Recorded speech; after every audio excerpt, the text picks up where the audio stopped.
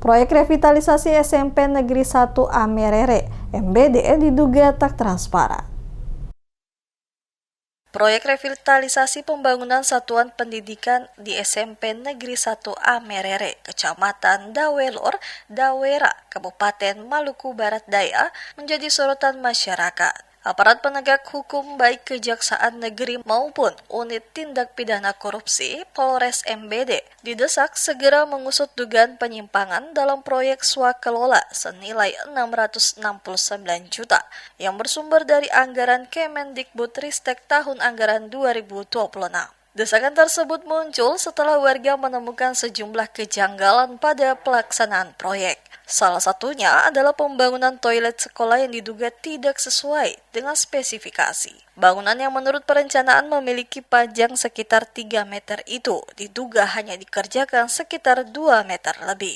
Selain dugaan pengurangan volume pekerjaan, proyek tersebut juga dinilai minim transparansi. Selama pekerjaan berlangsung, masyarakat mengaku tidak pernah melihat dokumen pendukung seperti gambar rencana, rancangan anggaran biaya atau RAB, direksi KET, maupun papan informasi proyek yang memuat nilai anggaran, volume pekerjaan, dan waktu pelaksanaan. Kondisi tersebut memicu pertanyaan publik terhadap pengelolaan proyek yang menggunakan anggaran negara, sekaligus dinilai membatasi ruang pengawasan masyarakat terhadap pelaksanaan kegiatan. Pemerhati Korupsi, Kolusi, dan Nepotisme atau KKN, Ever Makupiola, menilai dugaan ketidaksesuaian volume pekerjaan dan minimnya keterbukaan informasi sudah layak menjadi perhatian aparat penegak hukum. Menurutnya, apabila hasil penyelidikan nantinya menemukan adanya penyalahgunaan kewenangan atau kerugian negara, maka pihak yang bertanggung jawab harus diproses sesuai ketentuan hukum yang berlaku. Sementara itu, pelaksana tugas Kepala SMP Negeri Amerere, Hari Hidayat, membantah adanya penyimpangan dalam pelaksanaan proyek revitalisasi tersebut. Ia menegaskan seluruh pekerjaan dilaksanakan sesuai dokumen perencanaan dan petunjuk teknis dari Kementerian Pendidikan, Kebudayaan, Riset, dan Teknologi.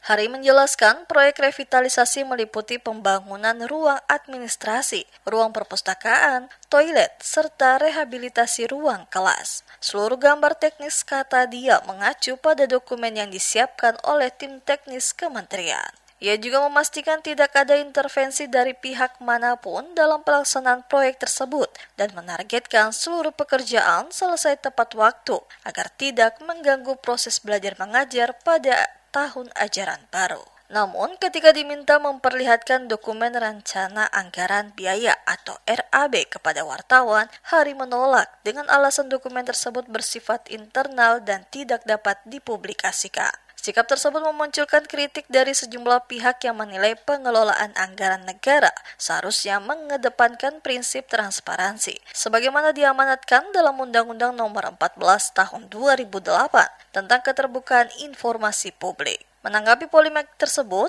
Kepala Seksi Intelijen Kejaksaan Negeri Maluku Barat Daya, Johan Armindo, menegaskan bahwa setiap pengelola anggaran negara wajib menjalankan prinsip transparansi dan akuntabilitas. Menurut Johan, apabila terdapat laporan masyarakat yang didukung bukti maupun ditemukan indikasi penyalahgunaan kewenangan atau pelanggaran hukum dalam pelaksanaan proyek, Kejaksaan akan menindaklanjuti sesuai ketentuan peraturan perundang-undangan yang berlaku. Masyarakat berharap aparat penegak hukum dapat melakukan pengawasan dan pemeriksaan secara objektif, sehingga pelaksanaan proyek revitalisasi sekolah benar-benar sesuai spesifikasi, tepat sasaran, serta memberikan manfaat bagi dunia pendidikan di Kabupaten Maluku Barat Daya.